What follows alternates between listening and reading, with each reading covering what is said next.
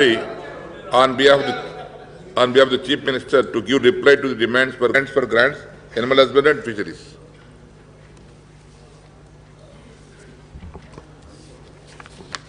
అధ్యక్ష 2023-24 ఆర్థిక సంవత్సరానికి ప్రభుత్వం 329.2 కోట్ల నిధులు కేటాయిస్తూ నిర్వహణ పద్ధతి కింద రూపాయలు 313 కోట్ల 40 లక్షల రూపాయలు మరియు ప్రగతి పద్ధతి కింద 15.62 కోట్ల వాణిజ్య పన్నుల శాఖ మరియు తెలంగాణ వ్యాట్ అప్లేటెడ్ ట్రిబ్యునల్కు కలిపి కేటాయించడం జరిగింది అధ్యక్ష.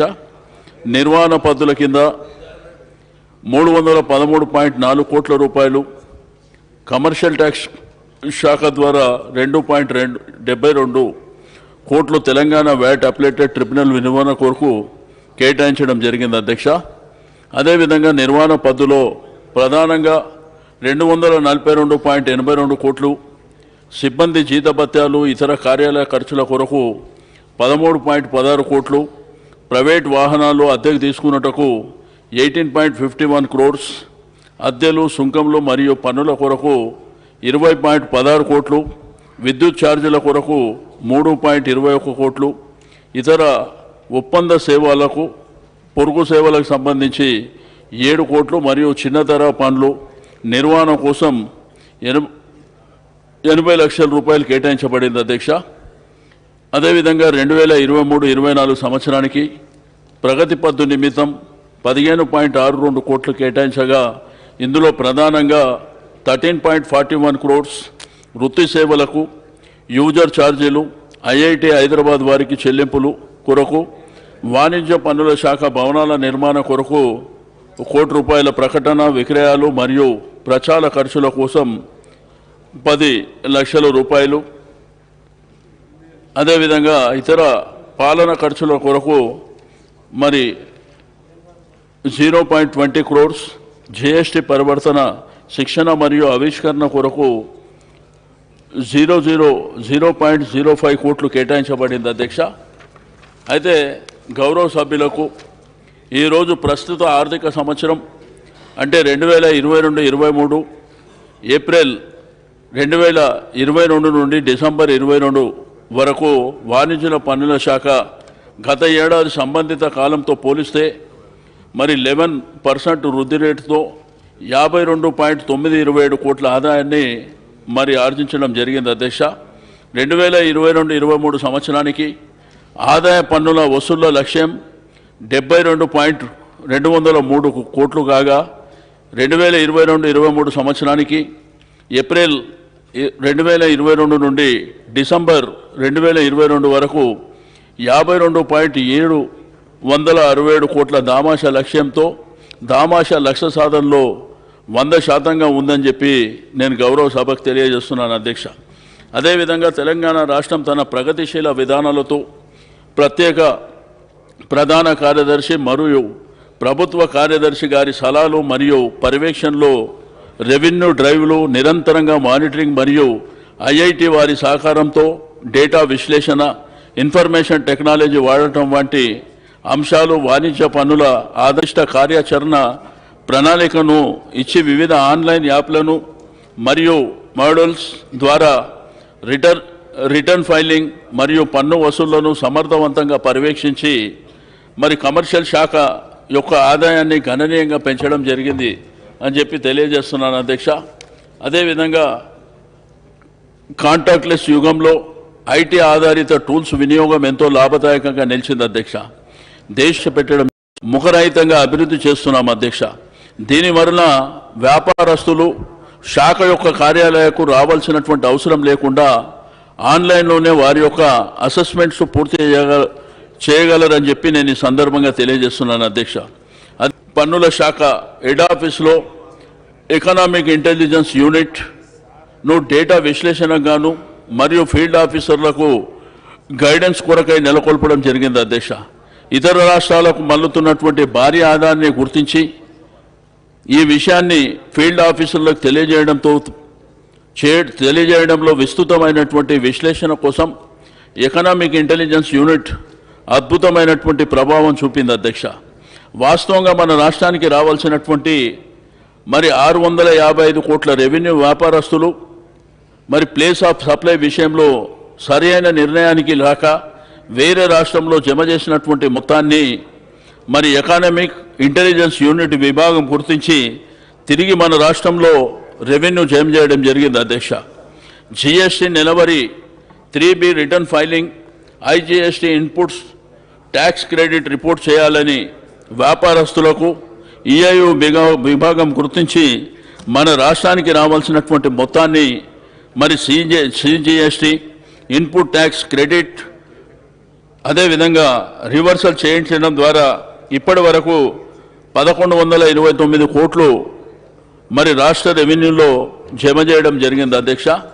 అదేవిధంగా 2020-21 మరియు 21-22 ఆర్థిక సంవత్సరంలో కోవిడ్ పెను సవాళ్లను విసిరిన లాక్డౌన్ తర్వాత రాష్ట్రంలో ఆదాయ ప్రవాహం మరి స్థిరంగా ఉండేలా చేసేందుకు ఇన్ఫర్మేషన్ టెక్నాలజీ మరి ఆధారిత యాప్స్ సాయంతో డిపార్ట్మెంట్ అధికారులు అవిశ్రాంతంగా మరి పనిచేయడం జరిగింది అధ్యక్ష. మరియు వాహన తనిఖీలు పునఃప్రారంభించి పన్ను ఎగవేతను అరికట్టే విధంగా ప్రయత్నించి తద్వారా రెవెన్యూ పెంపొందించడం జరిగింది అధ్యక్ష. అభిప్రాయాల మార్పిడి మరి అదేవిధంగా ఎన్ఫోర్స్మెంట్ కోసం కేంద్ర అధికారులతో క్రమం తప్పకుండా సమన్వయం చేసుకోవడం ద్వారా పన్ను చెల్లింపులు రిటర్న్ ఫైలింగ్ శాతంలో మరి పెరుగుదల కూడా చోటు చేసుకోవడం జరిగింది అధ్యక్ష. అదేవిధంగా వాణిజ్య పన్నుల శాఖ వస్తు సేవల పన్ను చట్టంతో పాటు పెట్రోలియం ఉత్పత్తులను మరియు మాధ్యములపై వ్యాట్ మరియు సిఎస్టీ చట్టాలను అమలు చేస్తుంది అధ్యక్ష. వాణిజ్య పన్నుల శాఖ వృత్తి పన్ను చట్టం కూడా అమలు చేయడం, వస్తువుల సేవల పన్ను పెట్రోల్ ఉత్పత్తులైనటువంటి క్రూడ్, డీజిల్ మరియు పెట్రోల్, న్యాచురల్ గ్యాస్, విమానయాన టర్బైన్ ఇంధనం మరియు మద్యములకు మినహాయించి మిగిలిన వస్తు సేవలపై విధించడం జరిగింది అధ్యక్ష. వాణిజ్య పన్నుల శాఖకు ప్రధానంగా ఈ కింది బాధ్యతలను కూడా నిర్వహించడం జరుగుతుంది అధ్యక్ష.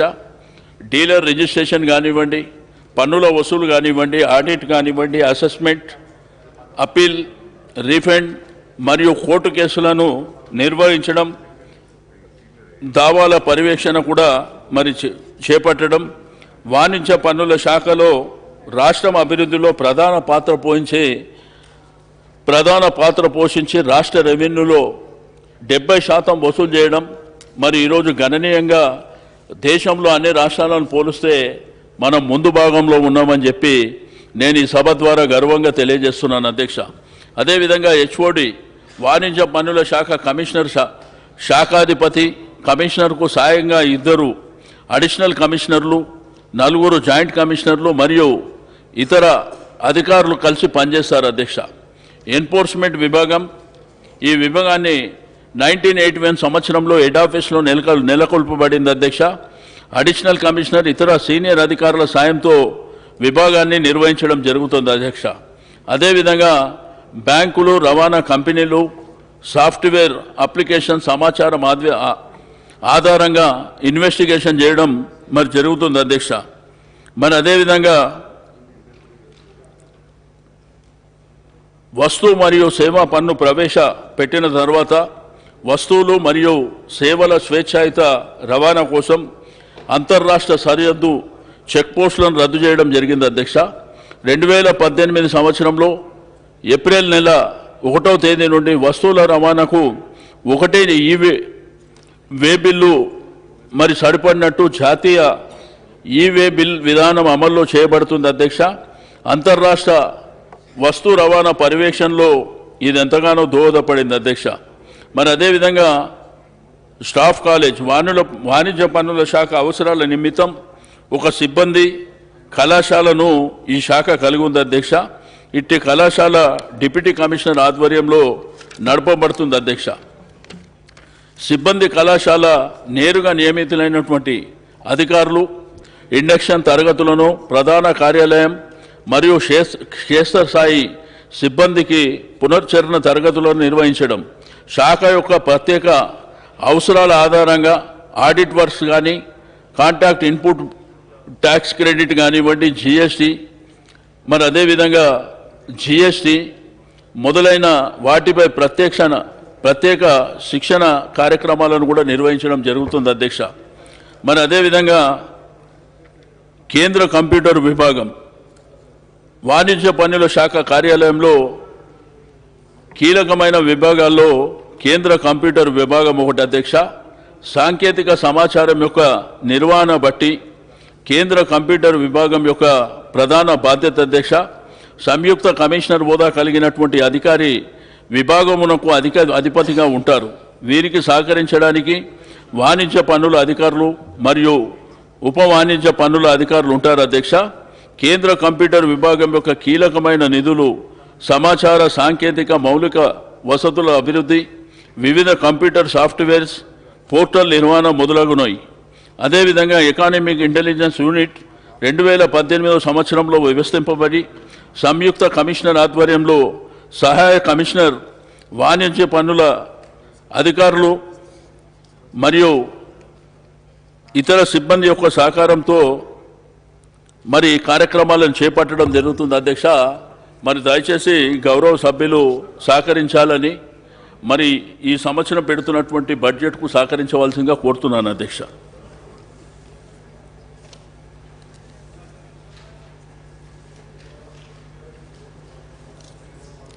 అదేవిధంగా అధ్యక్ష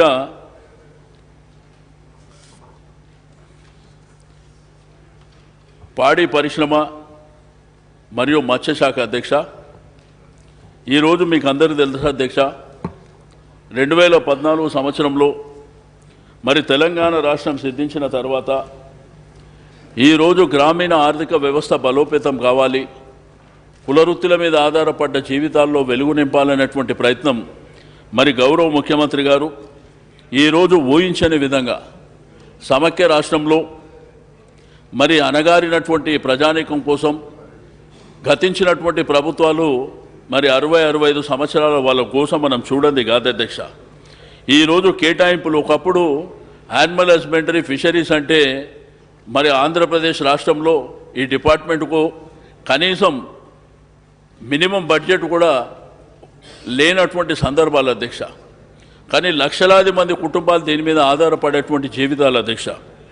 కాబట్టి గౌరవ ముఖ్యమంత్రి గారు మరి సంవత్సరం బడ్జెట్ పెంచుకొని పోవడమే కాకుండా ఆ కుటుంబాలని అన్ని విధాలుగా ఆదుకోవాలనేటువంటి సంకల్పంతో మరి చాలా కార్యక్రమాలను తీసుకోవడం, దాంట్లో ప్రధానమైనది గొర్రెల పంపిణీ కార్యక్రమం కానీ, మత్స్యకారులకు ఉచితంగా చేప పిల్లలు ఇచ్చేటువంటి కార్యక్రమం కానీ, మరి అదేవిధంగా మా యూనివర్సిటీస్ కానీ, దాంతోపాటు మా డైరీ డెవలప్మెంట్ కానీ, ఇట్లా చాలా కార్యక్రమాలు ఉన్నాయి అధ్యక్ష. 2023-24 ఆర్థిక సంవత్సరానికి మరి ప్రభుత్వం 2035.63 కోట్ల నిధులు కేటాయించడం, నిర్వహణ పద్దు కింద 1560.32 కోట్లు మరియు ప్రగతి పద్దు కింద 475.31 కోట్లు పశుసంవర్ధక శాఖ, మత్స్యశాఖ, అదేవిధంగా శ్రీ పివి నరసింహారావు వెటనరీ విశ్వవిద్యాలయంకు సాయం మరియు సచివాలయ ఆర్థిక సేవలతో కలిపి కేటాయించడం జరిగింది అధ్యక్ష. నిర్వహణ పద్దు కింద 11 మరి 1191.59 కోట్లు, పశుసంవర్ధక శాఖ 214.87 కోట్లు, మత్స్యశాఖ 78.65 కోట్లు పివి నరసింహారావు వెటనరీ విశ్వవిద్యాలయమునకు మరియు 71.77 కోట్ల అధ్యక్ష. మరి డైరీకి సంబంధించి ₹4 ఇన్సెంటివ్ కోసం ఈ యొక్క బడ్జెట్లోనే పొందుపరచడం జరిగింది అధ్యక్ష. అదేవిధంగా 3.44 కోట్లు సచివాలయ ఆర్థిక సేవల నిర్వహణ కొరకు కేటాయించబడడం జరిగింది అధ్యక్ష. మరి తెలంగాణ రాష్ట్రంలో గల భూ విస్తీర్ణంలో 3.5% కలిగని 2.9% జనాభాతో 12 స్థానంలో నిలుస్తుంది అధ్యక్ష. తెలంగాణ రాష్ట్రం దేశంలోనే 42.32 లక్షల ఆవు జాతి పశువులు, 42.26 లక్షల గేదెలు, 190.63 లక్షల గొర్రెలు, 49.35 లక్షల మేకలు, 1.78 లక్షల మరియు 799.99 లక్షల కోళ్లతో అపారమైనటువంటి పశు సంపద కలిగి ఉన్నటువంటి రాష్ట్రం అధ్యక్ష. రాష్ట్రంలో 25.82 లక్షల కుటుంబాలకు పశు సంపద కలిగి పశుపోషణ మరియు సంబంధిత కార్యక్రమాలు చేపడుతున్నాం అధ్యక్ష. అందులో 12 లక్షల కుటుంబాలకు ఆవుల పెంపకంపై, 10.5 లక్షల కుటుంబాలకు గేదెల పెంపకంపై, 5.6 లక్షల కుటుంబాలు గొర్రెలు మేకల పెంపకం మరి చేపట్టడం జరుగుతుంది అధ్యక్ష. ఈరోజు రాష్ట్రంలో మీకు అందరికీ తెలుసు అధ్యక్ష, ఈ సభ ద్వారా రాష్ట్రంలో ఉన్నటువంటి రైతాంగం, చిన్న సన్నకారు రైతు కుటుంబాలకు జీవనోపాధి కనిపిస్తున్నటువంటి పశుగణ రంగం గ్రామీణ ప్రాంతంలో వారి సాంఘిక, ఆర్థిక మరియు సాంస్కృతిక జీవనంలో ముఖ్యమైనటువంటి పాత్ర పోషిస్తుంది అధ్యక్ష. 2021-22 గాను పశుగణ రంగం రాష్ట్ర స్థూల ఆదాయానికి 94.400 కోట్లు సమకూరుస్తూ రాష్ట్ర స్థూల ఉత్పత్తికి 9.10% సమకూర్చడం జరిగింది అధ్యక్ష. పశు ఆరోగ్యం, వ్యాధి నిరోధక చర్యలు, పశుజాతి అభివృద్ధి, మరి ఈ విధంగా చెప్పుకుంటూ పోతే అధ్యక్ష, మా యొక్క హాస్పిటల్స్ కూడా బ్రహ్మాండమైనటువంటి సేవలు అందిస్తున్నాయి అధ్యక్ష. మరి దగ్గర 2117 హాస్పిటల్ అధ్యక్ష. అదేవిధంగా 1530 గోపాల మిత్రుల అధ్యక్ష, 100 సంచార పశు వైద్యశాలల అధ్యక్ష. మరి ఇది కాకుండా మనకు 1667.8 కోట్ల గుడ్ల ఉత్పత్తి, మరి ఈ విధంగా మాంసం ఉత్పత్తి కూడా 10.4 లక్షల మెట్రిక్ టన్నుల మాంసం ఉత్పత్తి. మరి ఈరోజు దేశంలోనే అగ్రభాగంలో ఉన్నటువంటి విషయాన్ని కూడా నేను ఈ సందర్భంగా తెలియజేస్తా ఉన్నాను. ఈరోజు సంపద సృష్టించడంలో, ఈరోజు రాష్ట్రంలో ఉన్నటువంటి గొల్ల కుర్మల జీవితాల్లో వారి స్థితిగతులను కూడా మార్చే దాంట్లో ప్రధానమైనటువంటి భూమిక పోషించడం జరిగింది అధ్యక్ష. ఒకవైపున ఈ కార్యక్రమాలు చేస్తూ, రెండో వైపున మెడిసిన్ కానివ్వండి, ఫాడర్ కానివ్వండి, మరి అడవిలలో మేసేటువంటి జీవాలకు సంబంధించినటువంటి ఇబ్బందులను దూరం చేయడం కానివ్వండి, ఇట్లా చెప్పుకుంటూ పోతే చాలా కార్యక్రమాలు మా యొక్క డిపార్ట్మెంట్ ద్వారా చేస్తున్నటువంటి విషయాన్ని నేను ఈ సందర్భంగా తెలియజేస్తున్నాను అధ్యక్ష. ఈరోజు అదేవిధంగా పాల ఉత్పత్తి అధ్యక్ష, మీకు అందరికీ తెలుసు, ఈరోజు విజయ డైరీ కానివ్వండి, కరీంనగర్, ముల్కనూరు, నల్గొండ డైరీల అధ్యక్ష ఒకప్పుడు వైండప్ అయ్యేటువంటి పరిస్థితి అధ్యక్ష. మరి గౌరవ ముఖ్యమంత్రి గారు వారి యొక్క ప్రత్యేకమైనటువంటి దృష్టి వలన ఈరోజు ఏదైతే సన్నకారు రైతులు ఉన్నారో వాళ్ళు పాడి పంట అధ్యక్ష, మరి పాడి మీద ఆధారపడేటువంటి జీవితాల్లో కొన్ని లక్షల సంఖ్యలో మన రాష్ట్రంలో ఉన్నాయి. మరి వారికి కూడా ప్రభుత్వం అన్ని విధాలుగా ఆదుకోవాలనేటువంటి సంకల్పంతో ఈ పాడి రైతుల కోసం అనేకమైనటువంటి కార్యక్రమాలను చేపట్టడం జరిగింది అధ్యక్ష. తద్వారా ఈరోజు బ్రహ్మాండంగా విజయ డైరీ కానివ్వండి, మరి అదేవిధంగా మనకున్నటువంటి కోఆపరేటివ్ డైరీలో కూడా బ్రహ్మాండమైనటువంటి సపోర్టు, ₹4 ఇన్సెంటివ్, మరి అదేవిధంగా వాళ్ళకి ఇచ్చేటువంటి కార్యక్రమాలలో సబ్సిడీ మీద కూడా మరి బదిలిచ్చేటువంటి కార్యక్రమాన్ని కూడా మనం తీసుకోవడం జరిగింది అధ్యక్ష. అదేవిధంగా మాంసం ఉత్పత్తి కూడా ఈరోజు బ్రహ్మాండంగా ముందుకెళ్తున్నటువంటిది. ఎందుకంటే భారతదేశంలో మరి మాంసం తినేటువంటి రాష్ట్రం తెలంగాణ రాష్ట్రంలో ఎక్కువ తింటారు అధ్యక్ష, మనకు తెలిసిందే. ఈరోజు అది కాకుండా మనము ఎక్స్పోర్ట్ చేసే స్థాయికి కూడా మనం వెళ్ళడం జరిగింది అధ్యక్ష. ఎందుకంటే పదే పదే ముఖ్యమంత్రి గారు చెప్తారు, రాజస్థాన్ కానీ, గుజరాత్ కానీ, మధ్యప్రదేశ్ నుంచి కొన్ని వందలాది లారీలు మన హైదరాబాద్కు వస్తున్నాయని, మరి ఈరోజు మనమే ఎక్స్పోర్ట్ చేసేటువంటి స్థాయికి మనం పోవడం జరిగింది అధ్యక్ష. మరి ఫస్ట్ ఫేజ్ కింద బ్రహ్మాండంగా కార్యక్రమాన్ని చేసుకున్నాం. మరి గౌరవ ముఖ్యమంత్రి గారి ఆదేశాల మేరకు ఏప్రిల్ నుంచి మరి రెండో విడత కార్యక్రమాన్ని కూడా బ్రహ్మాండంగా చేసుకొని ముందుకెళ్తున్నామని చెప్పి నేను ఈ సందర్భంగా తెలియజేస్తూ ఉన్నాను. అదేవిధంగా రాష్ట్రంలో ఆర్థిక సంవత్సరం 2022-23 గాను గుడ్డు ఉత్పత్తి 1750.50 కోట్ల అంచనా వేయడంతో పౌల్ట్రీ పరిశ్రమకు విద్యుత్ సబ్సిడీని అందించే పథకంతో సహా గుడ్డు ఉత్పత్తిని పెంపొందించడానికి కూడా కొనసాగుతున్నటువంటి కార్యక్రమాలు కూడా మరి 6% వృద్ధి రేటుతోనే ముందుకెళ్తున్నాం అధ్యక్ష. మరి అదేవిధంగా సంచార పశు వైద్యశాలల అధ్యక్ష, ఈరోజు భారతదేశంలోనే ఏ ప్రభుత్వం కూడా ఆలోచించలే అధ్యక్ష. ఒకప్పుడు దేశంలో మనుషులకే డాక్టర్లు లేరు, కానీ ఈడ జీవాల కూడా మరి ఈరోజు సంచార పశు వైద్యశాలలు పెట్టి బ్రహ్మాండమైనటువంటి సర్వీసెస్ ఇస్తున్నామని చెప్పి నేను ఈ సందర్భంగా తెలియజేస్తూ ఉన్నాను. అదేవిధంగా టీకా ఉత్పత్తి దీని ప్రొడక్షన్ కూడా మనమే చేస్తున్నామని చెప్పి ఈరోజు మన రాష్ట్రంలో ఉన్నటువంటి డిమాండ్తో పాటు ఆంధ్రప్రదేశ్, కర్ణాటక, ఒరిస్సా, పంజాబ్, జమ్మూ కాశ్మీర్లో కూడా మన దగ్గర నుంచే టీకా పోతుందని చెప్పి నేను ఈ సందర్భంగా తెలియజేస్తూ ఉన్నాను. అదేవిధంగా పాడు పశువుల పంపిణీ ఇంతకుముందు చెప్పినట్టే వాళ్ళకు సబ్సిడీ మీద మరి 50% సబ్సిడీ, ఎస్సీ ఎస్టీలకు అయితే 75% సబ్సిడీ మీద కూడా మనం దగ్గర ఒక 60,000 వరకు మరి మిల్చ్ అనిమల్ ఇప్పించడం జరిగిందని చెప్పి నేను ఈ సందర్భంగా తెలియజేస్తూ ఉన్నాను. అదేవిధంగా మెగా డైరీ అధ్యక్ష, ఈరోజు తెలంగాణ రాష్ట్ర dairy development cooperative federation Telangana ప్రభుత్వం మద్దతుతో రంగారెడ్డి జిల్లా మహేశ్వరం మండలం రావిరాల గ్రామంలో ఇమారత్ కంచె వద్ద మరి ఎన్డీడీబీ నుండి రుణ సాయంతో రోజుకు 5 లక్షల లీటర్లు 8 లక్షల లీటర్ల వరకు విస్తరించడం, కెపాసిటీ గల గ్రీన్ఫీల్డ్ మెగా డైరీ ప్లాంట్ని మరి బ్రహ్మాండంగా నెలకొల్పడం, అదేవిధంగా గోకుల్ మిషన్ కానివ్వండి, కన్సానపల్లిలో కూడా వీర్యనాళిక ఉత్పత్తి కేంద్రాన్ని కూడా మరి బ్రహ్మాండంగా ఈ 4-5 నెలల్లో అది కూడా ప్రారంభించుకోవడం జరుగుతుంది.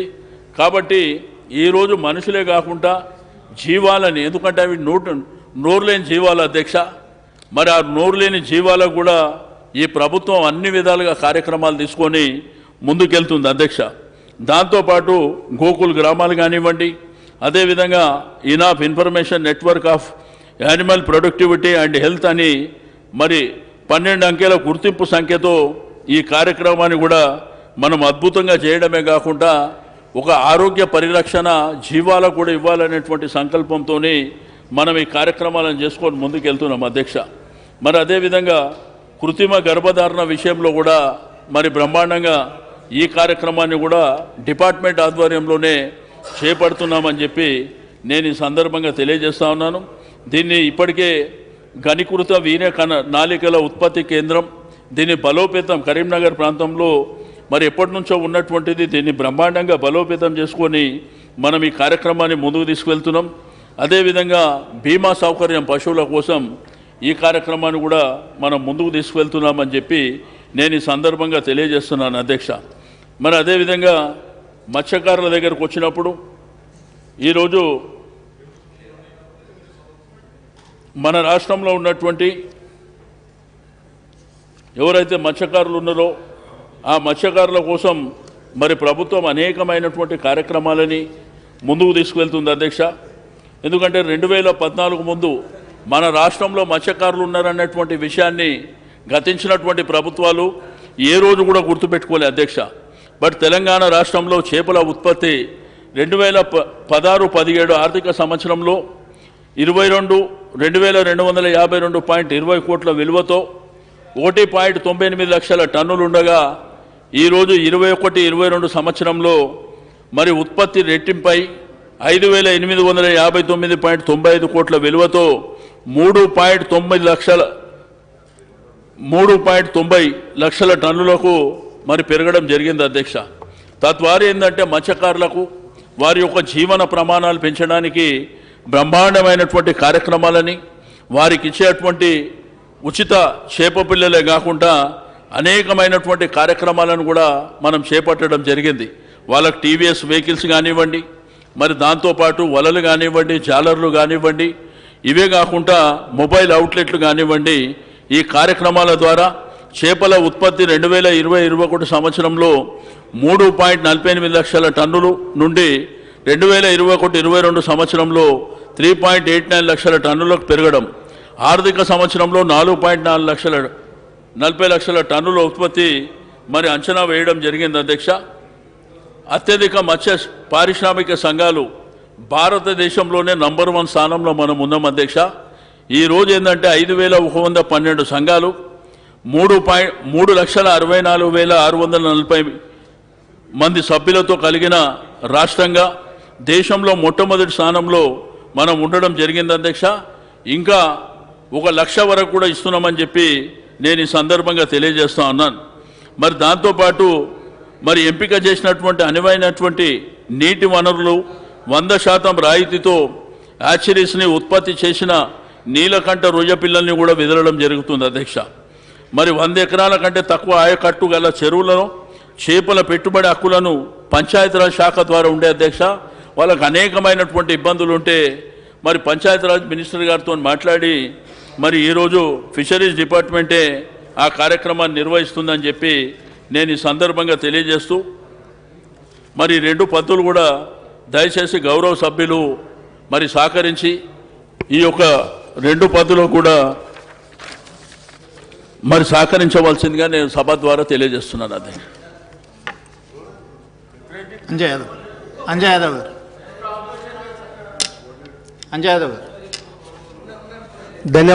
ధన్యవాదాలు అధ్యక్ష. మీ ద్వారా గౌరవ మంత్రి గారిని కోరేది ఏంటంటే మా ప్రాంతంలో హైదరాబాద్ దగ్గర ఉన్న అధ్యక్ష షాద్నగర్ ప్రాంతం ఎక్కువ శాతం ప్రజలు పాడి మీదే జీవిస్తారు. కాబట్టి గౌరవ ముఖ్యమంత్రి గారు ప్రజలకు వైద్యం అందించాలనే ఉద్దేశంతో పల్లె దవాఖానాలు ఏర్పాటు చేసిరు. దాంతోపాటు పశువులు కూడా ఆ పశువుల సంఖ్యను పరిగణలోకి తీసుకొని మా షాద్నగర్ నియోజకవర్గం ఏంది మంత్రి గారు. సార్ అధ్యక్ష, ఎంత అన్యాయం అధ్యక్ష ఇది. ఆ బెంచ్ల్లో ప్రతిపక్షాల బెంచ్లో ఒక్కళ్ళు లేరు సార్. ఒక్క ప్రతిపక్ష సభ్యుడు కూడా ఇవాళ సభలో లేరు సార్. ఏం అన్యాయం సార్ ఇది. ప్రజల సమస్యల పట్ల పద్దుల పట్ల ఇవాళ ఇంత ఇంపార్టెంట్ బిజినెస్ సభలో నడుస్తూ ఉన్నది. ఒక్కళ్ళన్నా లేరు సార్. వాళ్ళకున్న ఇంట్రెస్ట్ ఇదేనా సార్ ప్రజల మీద? ఎంత అన్యాయం సార్. వాళ్ళకు అవకాశం ఇచ్చినప్పుడు రాజకీయాలు మాట్లాడి వెళ్ళిపోతున్నారు సార్. పద్దుల మీద జరిగేటప్పుడు ఒక్కళ్ళు కూడా లేకపోతే ఎట్లా సార్? మా మంత్రి గారు సమాధానం అంత కష్టపడి చెప్తుంటే ఒక్క సభ్యుడైన ప్రతిపక్ష సభ్యుడు ఏమన్యాయం సార్ ఇది? దయచేసి దీని మీద మీరు దృష్టి పెట్టాలి సార్. ఒకసారి పిలిచి మాట్లాడండి సార్. ఏమన్యాయం సార్ ఇది? ప్రజలు గమనించాలి సార్ దీన్ని. మంత్రి గారు, మా ఆర్ఎండ్బి మినిస్టర్ గారు మన శాసనసభ వ్యవహారాల మంత్రి గారు వారి ఆవేదన అంటే వారితో పాటు ఈరోజు బడుగు బలహీన వర్గాలు వెనుకబడిన తరగతులు అంటే వాళ్ళకి ఎంత ప్రేమ ఉందో దీన్ని బట్టి అర్థమవుతుంది అధ్యక్ష.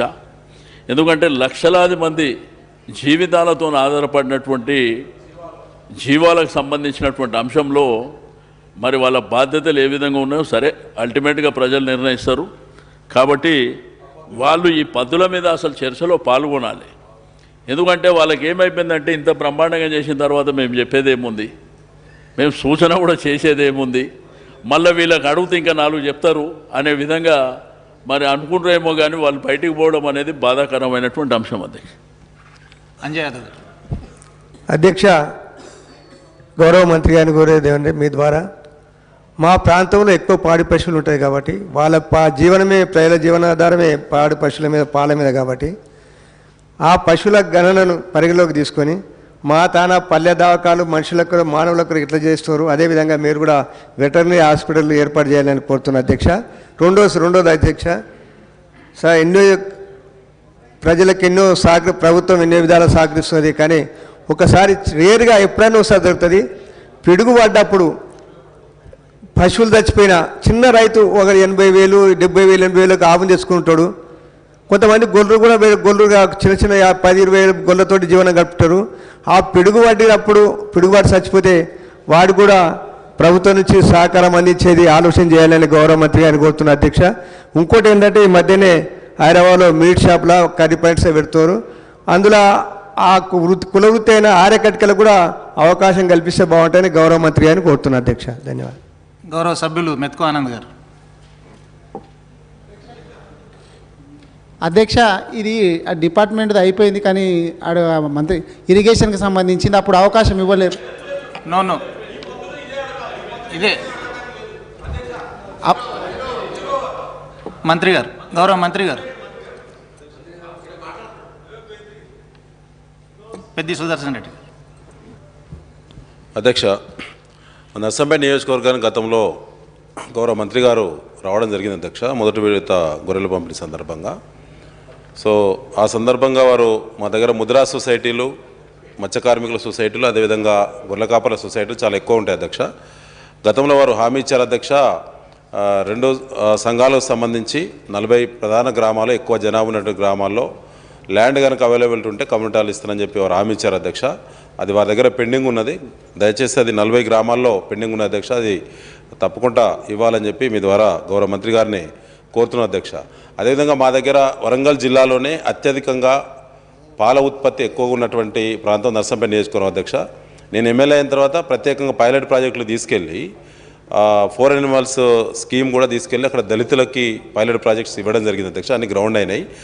తద్వారా మా దగ్గర 3800 కొత్తగా ఎనిమల్స్ డిస్ట్రిబ్యూట్ చేయడం జరిగింది. తద్వారా పాల ఉత్పత్తి బాగా పెరిగింది అధ్యక్ష. గతంలో 5000 లీటర్ల కెపాసిటీ బిఎంసీ ఉండేది, ఇప్పుడు అది సరిపోవడం లేదు. దాని ఒక కెపాసిటీ కూడా పెంచాలని చెప్పి సమేత డైరీ ఉత్పత్తిదారుల సంఘం వారు కూడా రిప్రజెంటేషన్ చేశారు. అది ప్రభుత్వంలో పెండింగ్ ఉన్నది అధ్యక్ష.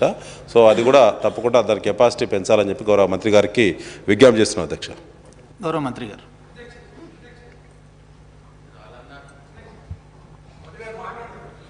అధ్యక్ష, గౌరవ శాసనసభ్యులు అంజయ్ యాదవ్ గారు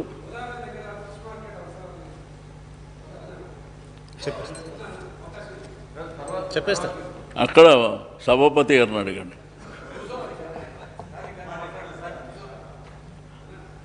గౌరవ శాసనసభ్యులు పెద్దలు అంజయ్ యాదవ్ గారు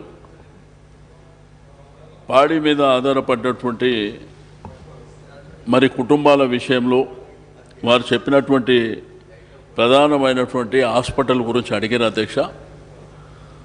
ఈ హాస్పిటల్ అయితే మీరు మీ మంత్రి గారు జిల్లా కలెక్టర్ గారితో మాట్లాడి ఆ స్థలం మీరు ఎక్కడ హాస్పిటల్ కట్టాలో మీరు స్థలం ఇస్తే మరి తప్పకుండా, ఎందుకంటే ఈ బడ్జెట్లో కొన్ని హాస్పిటల్స్ కూడా రాష్ట్ర వ్యాప్తంగా తీసుకుంటున్నాం అధ్యక్ష. మీరు డెఫినెట్గా మీరు వెంటనే రేపెల్లుండి ఇచ్చేయండి. మరి ఆ ప్లేస్ కూడా మరి కలెక్టర్ గారు అది మన గవర్నమెంట్ సైట్ అయ్యి జిల్లా మంత్రి గారు కలెక్టర్ గారు మీరు అది వెంటనే మీకు ఇస్తే అది ఏర్పాటు చేయడం జరుగుతుంది అధ్యక్ష. అదేవిధంగా గౌరవ సభ్యులు మరి మిత్రులు సుదర్శన్ రెడ్డి గారు వారు చెప్పినటువంటి ఈ కమ్యూనిటాల విషయంలో అది పరిశీలనలో ఉంది అధ్యక్ష. రెండోది బిఎంసి, ఎందుకంటే ఈ మధ్యలో కాలంలో మరి 3800 యానిమల్స్ రావడం, పాలు కూడా బాగా పెరిగినాయని చెప్పి వారు చెప్తున్నారు అధ్యక్ష. అది డెఫినెట్గా స్ట్రెంథన్ చేస్తాం. దాంట్లో మీకు బహుశా రేపు అసెంబ్లీ అయిపోగానే మీకు 2-3 రోజుల్లోనే మా అధికారులు వచ్చి ఆ బిఎంసీని స్ట్రెంథన్ చేయడానికి మరి పూర్తి స్థాయిలో మా ఉద్దేశం కూడా అదే, మరి బ్రహ్మాండంగా చేస్తామని చెప్పి నేను ఈ సభ ద్వారా తెలియజేస్తూ అంతే. Now I request the Minister for Home to give reply to the demands for grants, Home Administration. इज्जतमाब स्पीकर साहब का दिल की गहराई से शुक्रिया अदा करता हूं। आपने मुझे होम डिपार्टमेंट की डिमांड नंबर 10 पर बोलने का मौका इनायत फरमाया। डिमांड नंबर 10 पर जनाब अकबरुद्दीन अवैसी साहब, जनाब रघुनंदन साहब, जनाब धर्मारेड्डी साहब, जनाब नरेंद्र साहब, जनाब विद्यासागर साहब, भट्टी विक्रम साहब ने अपने अपने ख्यालात का इजहार किया है और ख़ास तौर से मैं जनाब अकबरुद्दीन अवैसी साहब का और विद्यासागर साहब का शुक्रिया अदा करता हूं। उन्होंने पुलिस की कारकर्दगी की बहुत बड़ी तारीफ की। यकीनन सारे इंडिया में अपनी तेलंगाना पुलिस नंबर 1 पुलिस है। ख़ास तौर से 2014 के बाद तेलंगाना में जो क्रिमिनल राइट्स का खात्मा करने वाले कोई लीडर है तो वो हमारे महान और महात्मा लीडर केसीआर साहब है। तेलंगाना बनने से पहले लोगों में यही डाउट था, तेलंगाना बनेगा तो लैंड ऑर्डर कैसा कंट्रोल होगा, नेक्सलिज्म कैसा ख़त्म होगा। मगर हमारे ऑनरेबल सीएम साहब ने पुलिस डिपार्टमेंट को बहुत अच्छा बजट और बहुत अच्छी सरपरस्ती करते हुए तेलंगाना से क्रिमिनल राइट्स का मुकम्मल खात्मा किया और तेलंगाना में लैंड ऑर्डर नंबर 1 की तरह काम कर रहा है। अध्यक्ष, तेलंगाना रियासत की तश्कील के सिर्फ 8 साल 8 महीने में इतने कम अरसे में रियासत में इज्जत-ए-आब वजीर आला जनाब कल्वाकुंडा चंद्रशेखर साहब के मुतहरिक क़यादत पर बहुत से चैलेंजेस का सामना करते हुए तकरीबन हर डिपार्टमेंट में गैर मामूली तरक्की हासिल की है। इज्जत-ए-आब चीफ मिनिस्टर जनाब केसीआर साहब का शुरू ही से ये मानना था, रियासत की तरक्की और सरमायाकारी उसी वक्त मुमकिन है जब लोगों की हिफाजत और तहफ़्फ़ुज़ का मुकम्मल ख्याल रखते हुए इनमें अमन और चैन कायम रखें और रियासत में लैंड ऑर्डर बरकरार रखा जाए। इज़्ज़त माब वज़ीर आला के इसी विज़न के तहत होम डिपार्टमेंट ने हर शहरी की सेफ्टी और सिक्योरिटी को बेहतर बनाने के लिए बहुत से इस्लाहात, तरक्याती, जदीद और फ्रेंडली पॉलिसिंग इक़दाम को अमल में लाया और अपने मकसद में कामयाबी हासिल की। हुकूमत तेलंगाना की पुलिस मुल्क की दीगर रियासतों के पुलिस के लिए एक रोड मॉडल बन गई है। मैं पूरे यकीन के साथ कह सकता हूँ, रियासत तेलंगाना की तश्कील से ही होम डिपार्टमेंट में जदीद इस्लाहात और तरक्की की राह हमवार हुई।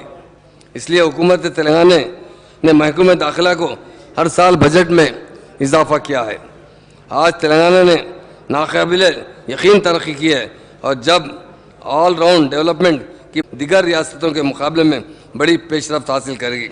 मैं यहाँ ये बताना ज़रूरी समझता हूँ कि तेलंगाना एहतजाज के दौरान ये प्रोपोगंडा किया गया था, अलहदा रियासत तेलंगाना के क़याम से लैंड और ऑर्डर की सूरत हाल ख़राब होगी, एक्सट्रीज़म में इजाफा होगा। मगर हमारे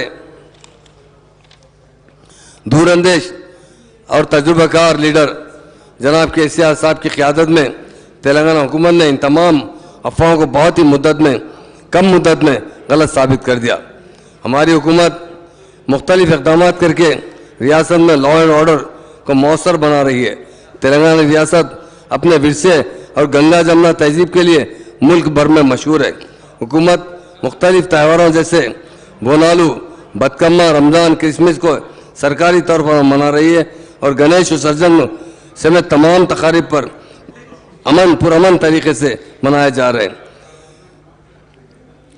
अध्यक्षा, तेलंगाना पुलिस ने एंटी सोशल एलिमेंट्स पर रोक लगाई है।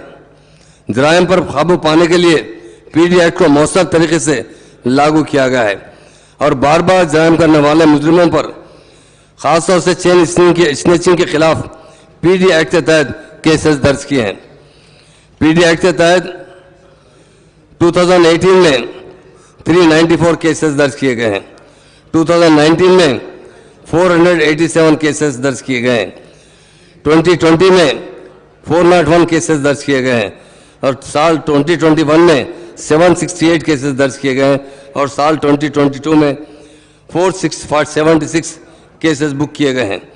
इस एक्ट की अमल आवारी से रिपीटेड चेन स्नैचिंग अगर दिगर मुजरिमीन में काफ़ी खौफ आया है, जिसकी वजह से जराइम में कमी हुई। कट मोशन में श्री जयप्रकाश रेड्डी साहब और श्री पी वीरा साहब ने कहा था कि चैन स्नैचिंग में कंट्रोल किस तरह हो रहा है। अध्यक्षा, 2017 में 757 केसेस दर्ज किए गए थे और आज 2022 में 288। यहाँ बात का जिक्र करना ज़रूरी है कि तेलंगाना हुकूमत ने इसके खात्मे के लिए काफ़ी कोशिश की है।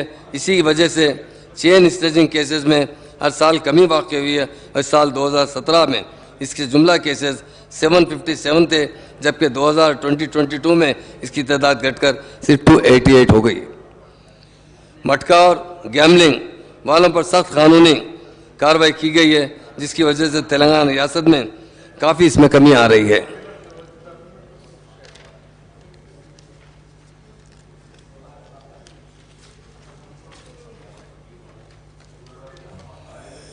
तेलंगाना रियासत मुल्क में एक तेज़ रफ्तार तरक्की करने वाली रियासत है, जिसका सेहरा इज़्ज़त माब वज़ीर आला के सर जाता है। तेलंगाना पुलिस की कारकर्दगी पर मरकज़ी हुकूमत और दूसरी रियासतों की तरफ से हौसला अफजाई की गई है। इसके अलावा दूसरी रियासतों ने तेलंगाना के कई स्कीमात को अपनाया है। क़याम तेलंगाना के बाद रियासत में बेहतरीन एडमिनिस्ट्रेटिव की सहूलत के लिए इज़्ज़त माब वज़ीर आला जनाब केसीआर साहब ने 10 डिस्ट्रिक्ट को 33 डिस्ट्रिक्ट बनाए हैं। इन डिस्ट्रिक्टों में नए 120 पुलिस स्टेशन, 724 पुलिस स्टेशन थे, उससे बढ़ाकर 844 पुलिस स्टेशन किया गया है। 33 नए सर्कल्स बढ़ाए गए हैं, 132 से बढ़ाकर 165 किया गया है। 24 नए डीएसपी ऑफिसर्स बढ़ाए गए हैं, 86 से बढ़ाकर 110 सब डिविजन्स कायम किए गए हैं। 7 पुलिस कमिश्नरेट्स साबिका में 2 से बढ़ाकर सीएम साहब ने 9 किया है 15 एसपी ऑफिस कायम किए गए हैं। इस इकदाम की वजह से रियासत में बेहतर पुलिसिंग में इजाफा हुआ है और आवाम की सहूलत मुहैया हुई है। पुलिस नाखुशगवार वाक़यात को रोकने और आवाम को सेफ्टी और सिक्योरिटी के लिए हर मुमकिन कदम उठा रही है।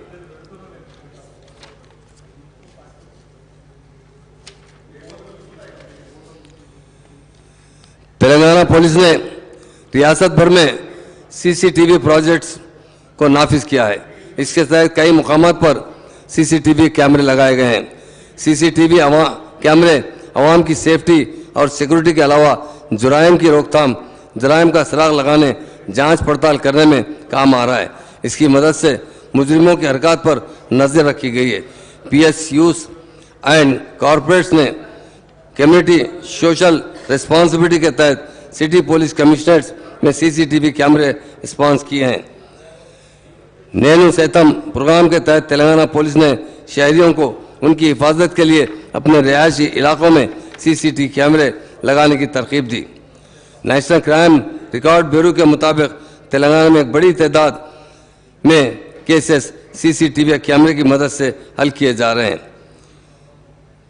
नैनु सैतम कम्युनिटी सीसीटीवी कैमरे खास MP फंड, MLA फंड और MLC के फंड से और पुलिस डिपार्टमेंट के फंड के जरिए जुमला 10,37,259 सीसीटीवी कैमरे लगाए गए हैं, जिनमें से हैदराबाद में 4,91,901 कैमरे लगाए गए, राचाकुंडा में 1,67,456 कैमरे और साइबराबाद में 1,94,442 कैमरे लगाए गए हैं। पुलिस डेटा के मुताबिक मुल्क भर में सीसीटीवी कैमरे में सिर्फ तेलंगाना में 64% कैमरे हैं। यूनाइटेड किंगडम बेस्ड एजेंसी सर्वे के मुताबिक वर्ल्ड लेवल बेस्ट सिटीज़ में हैदराबाद को 16वां मुकाम हासिल हुआ है। हैदराबाद शहर को सीसीटीवी निगरानी के लिए कई नेशनल अवार्ड हासिल हुए हैं। हैदराबाद को सेफेस्ट सिटी बनाने में सीसीटीवी प्रोजेक्ट का बहुत अहम रोल रहा है।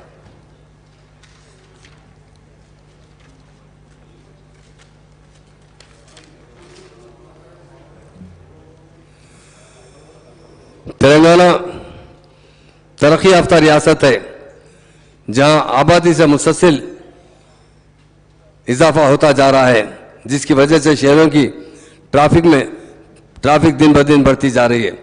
हैदराबाद, साइबराबाद और राचाकुंडा और आसपास के इलाके तेजी से फैल रहे हैं।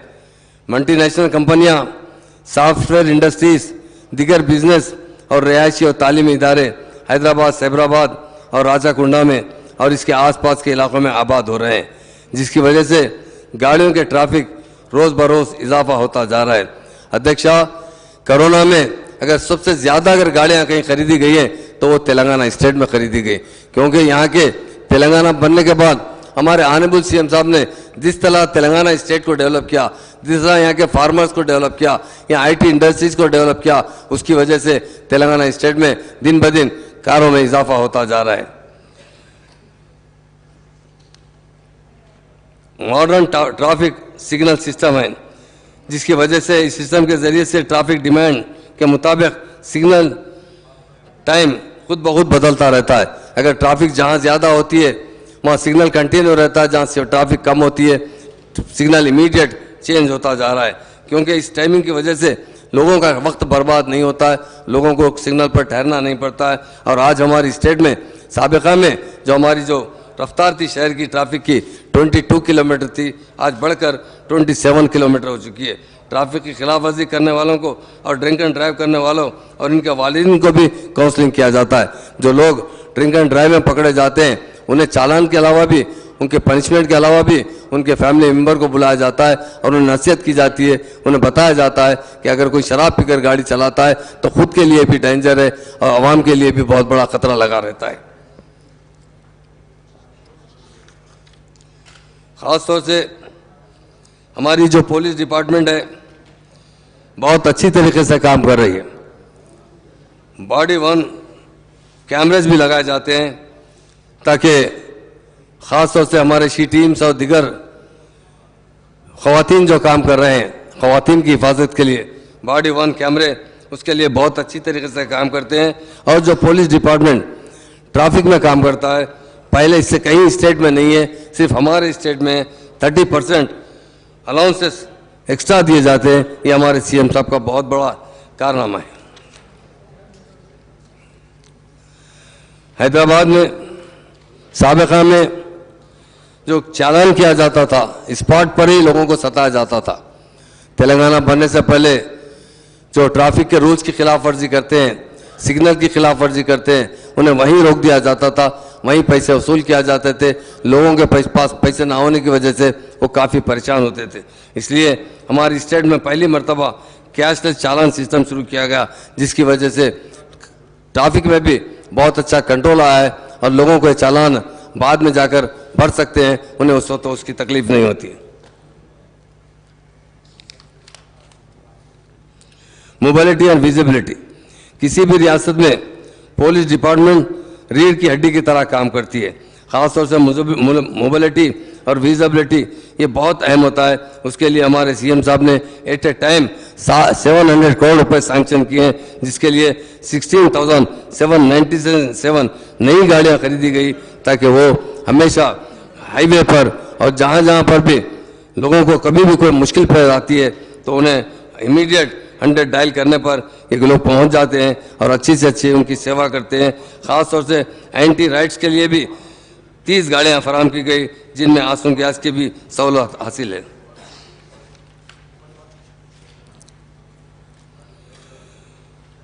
वुमेन सेफ्टी विंग, हुकूमत तेलंगाना रियासत में ख़वातीन की हिफाजत के लिए संजीदा है। इनके मसाइल को हल करने के लिए हुकूमत तेलंगाना ने अक्टूबर 2014 में पहली मरतबा हैदराबाद में शी टीम्स कायम किया गया। अध्यक्षा, शी टीम्स मैं समझता हूँ हिंदुस्तान की किसी स्टेट में कायम नहीं किया गया।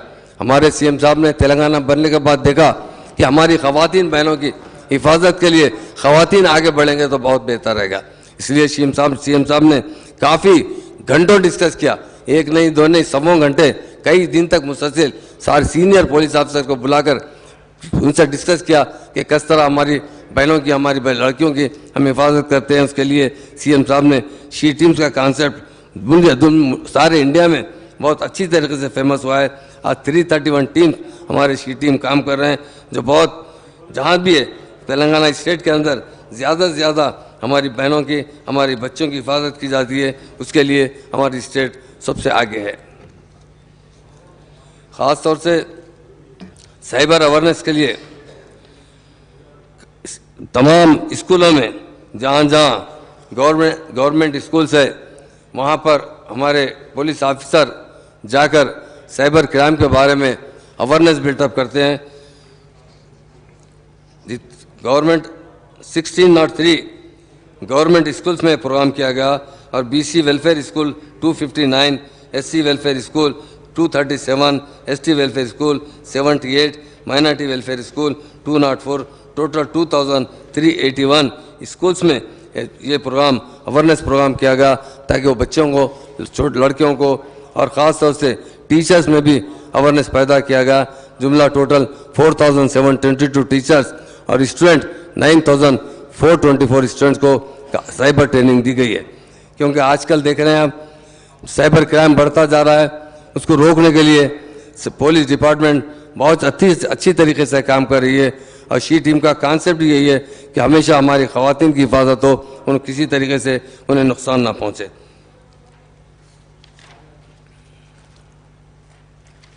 उसी के साथ साथ भरोसा सेंटर भी कायम किया गया है।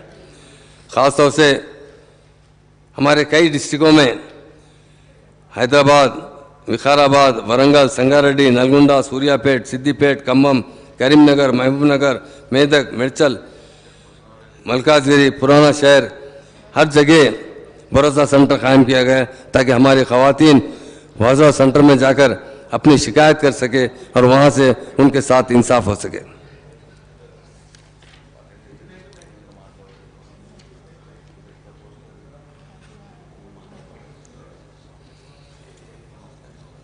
पेट्रोलिंग की वजह से हम देख रहे हैं कि मीडिया वाले भी शमशाबाद के आगे महबूबनगर रोड पर टीवी चैनल्स वालों ने 100 डायल कर कर देख लिया प्रैक्टिकली कि हमारी पुलिस 8 से 10 मिनट तक उनके पास पहुंच गई।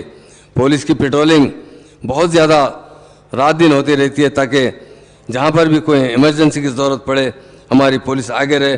और ख़ास तौर से ब्लू कार्ड्स मोटरसाइकिल भी हमेशा पेट्रोलिंग करते रहते हैं ताकि कभी कोई ऐसा हादसा हो जाए हाईवे पे या किसी की जगह किसी को पुलिस की ज़रूरत है तो इतने 10 to 8 मिनट्स में वहां तक पहुंच जाते हैं।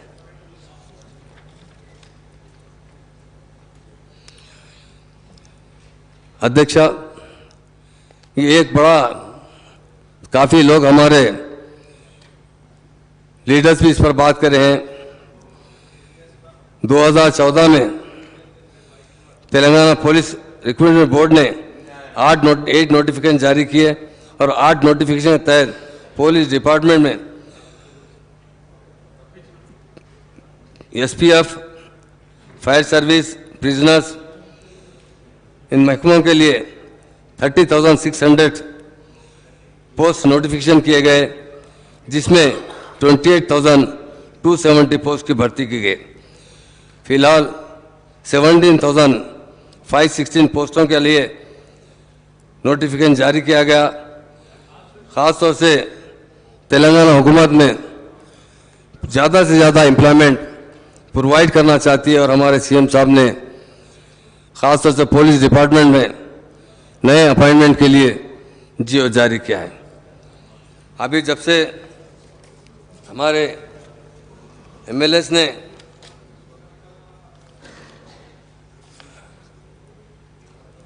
ये एग्ज़ाम्स के लिए जो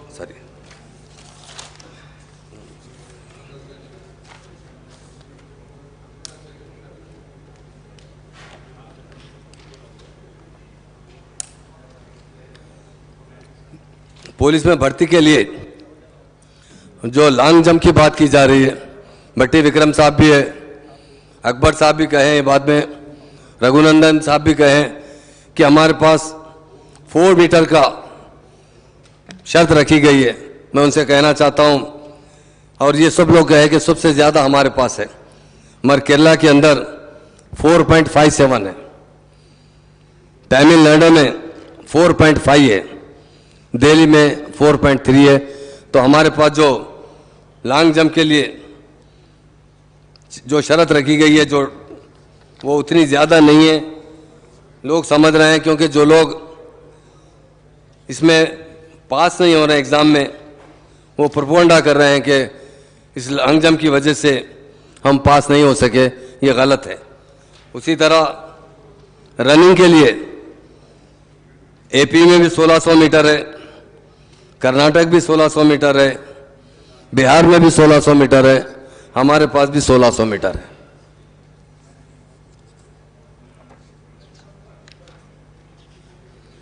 सबसे अहम मसला यह है कि न्यू रिक्रूटमेंट के लिए हमारे पास 12 लाख के करीब एप्लीकेशन आए थे। उसके बाद एग्जामिनेशन में एसआई के लिए 2,47,000 कैंडिडेट्स अपीयर हुए थे। पीसी के लिए इक्विवेलेंट पोस्ट के लिए 6,61,196 कैंडिडेट्स आए थे। इसीलिए चूंकि टोटल 9 लाख में 25,927 लोगों ने अपीयर हुआ था और हमारे पास जॉब सिर्फ 17,000 ही जॉब थे। उससे जिस लोगों को जॉब मिल रहा है तो वो तो खुशी खुशी अभी तो एग्जामिनेशन में चल रहे हैं, मगर जिन लोगों को जरा भी मायूसी हुई वहाँ पे अगर ज़रा भी उन्हें मौका नहीं मिला तो वो कहते हैं कि अरे हमारे को लॉन्ग जंप ज़्यादा होने की वजह से हम नहीं शरीक हो सके, टेस्ट के अंदर पास नहीं कर सके। मैं एक बात बताना चाहता हूँ, लास्ट टाइम 2018-19 में जो क्वालिफाई हुए थे लोग 51.95% था और इस मरतबा 2022 में 3 में మనం ఇచ్చేది ఒంటరి మహిళలకు ఇస్తున్నాం, బీడీ కార్మికులకు ఇస్తున్నాం, చేనేత గీత కార్మికులకు ఇస్తున్నాం, మన హరీష్ అన్న డయాలిసిస్ పేషెంట్లకు కూడా, బోధకాల పేషెంట్లకు ఇవన్నీ కూడా ఇవ్వటం జరుగుతున్నది. ఇవాళ ఉమ్మడి రాష్ట్రంలో మన బడ్జెట్ పెన్షన్లకు ఎంత ఉండేది? 861 కోటి. సంవత్సరానికి. ఇప్పుడు ఎంత అనుకుంటారు? 12,000 కోట్లు. అప్పుడు మీరు ఉమ్మడి రాష్ట్రంలో 861 ఉంటే మా నెల బడ్జెట్ 941. మా నెల బడ్జెట్ కూడా దగ్గర లేదు. సంవత్సరం బడ్జెట్ మీది, మీరు ఇచ్చిన పెన్షన్. అప్పుడు మీరు ఇచ్చింది ఎంత ఇచ్చారు? 200. నేను ఒక్కటే, ఇవాళ కేంద్రం కూడా కొంతమంది చెప్పారు, మొన్న కూడా చెప్పాను, వాళ్ళు ఉంటే బాగుండేది. ఆ కేంద్రం కూడా ఇచ్చేది 200 రూపాయలే. వాళ్ళు ఇచ్చేది కూడా 65 ఏళ్ళు దాటిన వాళ్ళకు. వాళ్ళకి ఇచ్చే నిబంధనలు ఘోరంగా ఉంటాయి. ఎవరైనా చనిపోయినా ఇయ్యరు, ముసలోళ్ళైనా ఇయ్యరు, ఏది ఇయ్యరు. మేము గింతే ఇస్తాం. 6,60,000 మాత్రమే ఓ సీలింగ్ పెట్టారు తెలంగాణ రాష్ట్రంలో. అట్లా అన్ని రాష్ట్రాల్లో అదే రూపంగా ఇస్తాను. మనం ఇచ్చేది 6,60,000 అయితే మనం ఇచ్చేది 44 లక్షల మందికి ఇస్తాను. వాళ్ళు ఇచ్చేది 6 లక్షలకే, వాళ్ళకి ఇచ్చేది 200 రూపాయలు. అది కూడా 6,200,000 రూపాయలు. దీన్ని కూడా మీరు ఇదే ఈరోజు వాళ్ళే పెంచారు. డీజిల్ ధర, గ్యాస్ ధర అన్నీ పెంచారు. పెంచి వాళ్ళని కాపాడుకోవాల్సిన బాధ్యత వాళ్ళది కాదా? వాళ్ళు చేపట్టే ధరలు పెరిగినాయి కదా. కేంద్ర ప్రభుత్వం మనకు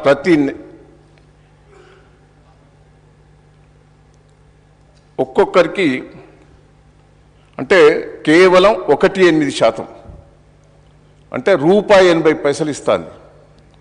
100 రూపాయలలో ₹1.80 ఇస్తుంది వాళ్ళ లెక్క. ఎంత ఘోరమో మీరు అందరు కూడా అర్థం చేసుకోవాల్సిందిగా విజ్ఞప్తి చేస్తున్నా. ప్లీజ్. ఇతర రాష్ట్రాల లోపల పెన్షన్లు ఎట్లిస్తున్నాయనేది ఒక్క నిమిషం.